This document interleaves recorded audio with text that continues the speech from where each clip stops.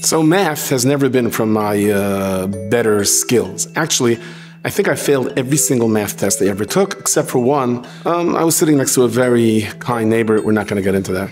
So anyway, here I am. I'm in Yerushalayim. You know, the mikveh Erev Shabbos is very complicated. There's shkolim and agurot, and you have an extra 2 shekel for the towel, and I am at a total loss. There's bills, there's coins. I'm putting in these bills. They just keep coming right out. It's not registering. People online behind me are getting impatient. I don't know whose picture is on a 20 shekel bill. I'm telling you, whoever it was smirking at me. And finally, a yid who's laughing behind me says, how can I help you? It says 10 shekel. I'm putting in 10 shekel. It comes right out. He tells me that's 10 agurot. Oh, sorry. Anyway, so he helps me. And the turnstile opens, and I turn around to him, I say, thank you. And you were smiling, you were smirking. So I said, I have pleasure that a yid had pleasure. And he said to me, you know why I'm laughing? Now I see your stories are true. So I took that as a compliment. And I also realized something.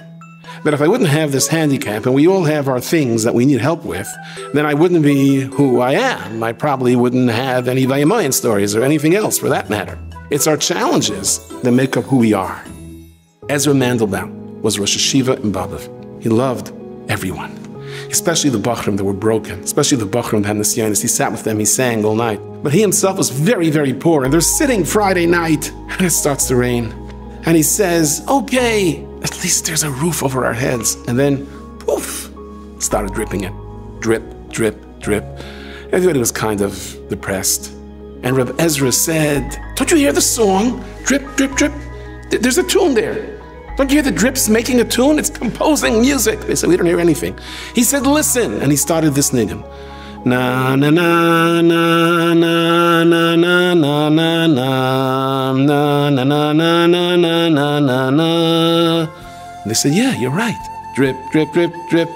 In Babov, this is called the Trup niggin.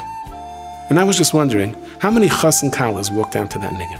How many Friday nights were graced with this niggin? Forever and ever after. Why? Because this year Reb Ezra Mandelbaum took what could have been the most vulnerable, depressing, challenging moment of his life, and he heard a song. In our nisyanis, in our difficulties, why me? Why again? Why am I suffering like this? Why do I always have the challenge? Why do I have to work my way back? Why? Because you could create a song that never existed before. Every single person has his challenges that no one else in the world has. And to the Malachim and Shemayim, that is the greatest music ever.